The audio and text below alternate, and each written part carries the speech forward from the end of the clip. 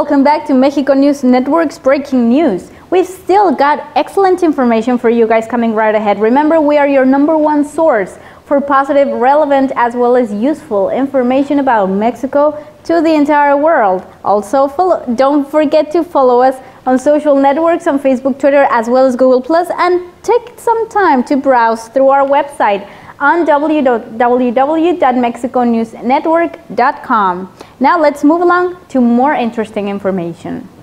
According to a report published by the Office of Travel and Tourism Industries, Mexico experienced a spike in visitors from the United States in 2014 compared to numbers from 2013. It is a marked departure from a constant but flat trend of Americans travel to Mexico ever since 2004. Even though the report does not speculate on what is behind this specific surge, the report does point a 2% decrease on airfare per visitor, as well as a 5% decrease per visitor per trip for expenditures. Now, credit card use was up by 55% as well compared to 2013. The report also cites an 11% increase in all international travel among Americans. Whatever the reason may be, this surge is notably high. Mexico remarkably stood out as the top international destination for U.S. visitors in 2014, with a total of 25.9 million visitors into Mexico. Now, this points to a 24% increase in American visitors compared to 2013. All of these numbers data contrasts starkly with those of Canada, the second most visited country by Americans. Last year, it received 11.5 million visitors, last yielding an increase of less than 1% of American visitors. Incredible. Moving along to more information, Mexican researcher Armando González Sánchez developed a system to purify biogas in order to remove unwanted gases that prevent the use of methane as a source of energy, thus obtaining a purer version of the biogas that translates into a more efficient fuel. Armando González Sánchez, researcher at the National Autonomous University of Mexico, developed a system that is able to clean the biogas and biologically transform unwanted chemicals such as carbon dioxide and hydrogen sulfide. Biogas here is defined as a mixture of gas resulting from anaerobic microorganisms that decompose organic matter in the absence of oxygen, liberating mostly 70% of methane, 20% carbon dioxide, and the rest is hydrogen sulfide. The entire process itself is developed in biodigesters, where the pH, temperature, and oxygen conditions are controlled to stimulate bacterial activity associated with the digestion of organic matter. Now, the elimination process is done through photobioreactors that promote the growth of microalgae, which is the algae that consumes carbon dioxide and produces oxygen. When the components are separated, pure methane is placed in a container and carbon dioxide as well as hydrogen sulfide are transferred to a water phase with microalgae, where both of these are fixed to the biomass through photosynthesis. Now, methane is one of the most prevalent greenhouse gases emitted through human activities. With this method, it can be used as an energy source instead of reaching the atmosphere, thus reducing a major cause behind global warming.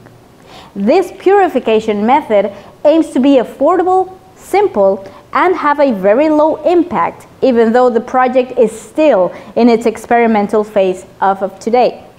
It would be desirable that a company participated to finance the associated expenses and therefore make the benefits of the technological developments their very own, according to González Sánchez through a communication press release of the university. In more news, Sheila Collado Alfaro is the founder and executive instructor of the association Hojas Verdes, which means green leaves in English. This dedicates itself to the promotion of the benefits of organic agriculture. The project itself is based on the creation of a farm certified as an organic producer in order to create food free of pesticides and other chemicals that are very harmful not only to us but to the environment. This is a business model based on local organic agriculture, in which the company owns a parcel of land that is free of debt completely, where organic crops can be grown, and in which each of the partners will receive a certain amount of the product in exchange. Now the remaining products will be sold and earnings will be distributed among all of the partners involved. With this model, anyone interested in becoming a member can in fact buy one share of the company, Ms. Collado told Mexican daily El Diario de Yucatán. By doing so, they support the development of community food security, regenerating the land, and sharing the potential economic gains with the rest of the partners, she added. In addition, she commented that this approach to sustainability and small-scale farming can in fact double food production over the next 10 years and is a vital strategy for food security. This is because our planet currently has a finite supply of water and land, and demand for both is quite increasingly and very rapidly. Current estimates indicate that, at the current pace, within 25 years there will be no enough water to supply worldwide food production. The company partners must live within 200 kilometers from the farm, as the idea is to keep the model very local. Ms. Collado Alfaro is a member of the organizing committee of the 3rd International Diploma course in Organic Farming, Permaculture, Soil, Microbiology, Chromatography, which will be offered at Cancún's Universidad del Caribe from September 21st all through the 30th. Now, this business model is intended to be promoted in the hotel industry in order to adopt these orchards, their concepts based on creation of ecological designs.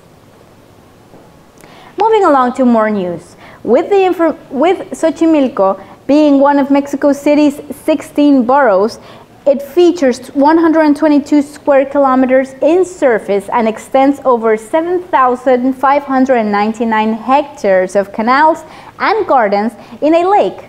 It features landscapes that starkly contrast with Mexico City's vast urban landscape.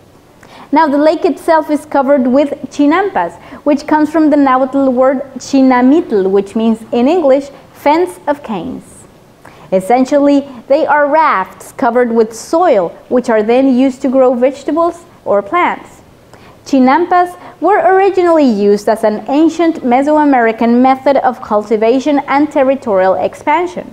Today, chinampas are anchored to the lake by roots. Even though for hundreds of years they have generated food for Xochimilco's inhabitants, it is quite harder to get them in the maintenance they require, which is why they either sink or decompose with time, polluting the lake water even more than it already is. In the year 1987, the UNESCO declared the chinampas of Xochimilco World Heritage. However, currently this area is very much threatened by the constant growth of Mexico City, which adds more pollution and excessively exploits its waters. Even though the zone is designated in a protected area where the building activity is not allowed, dozens of shacks can be seen installed all around the area, and all the sewage goes straight into the lake. Now, according to a study conducted by the National Autonomous University of Mexico, about 1,373 illegal constructions are located across the 116 kilometers of the channel.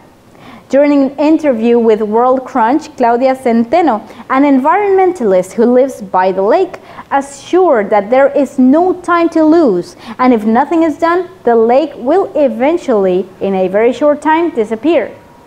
Pollution currently affects hundreds of plants and animals that face the threat of extinction. Some of the animals that inhabit the lake are the Mexican ducks, the Tlaloc's leopard frog, and one of the most iconic creatures of the area, the axolotl, or the Mexican salamander, well known for its biological and medicinal properties. The UNESCO put forth an initiative in which the French government would send its planet protection representative, Nicolas Hulot, who signed an agreement with Mexico City Mayor Miguel Ángel Mancera. As part of the agreement, France donated 1.5 million euros to save Xochimilco. Jean-Marc Lier, head of the French Development Agency in Mexico, told World Crunch that the money will be used to diagnose the contamination of the canals and therefore create strategies to clean the waterways and find ways to protect the area's entire biodiversity. Stay with us for more information. We'll be right back with more about Mexico and the world after these few messages.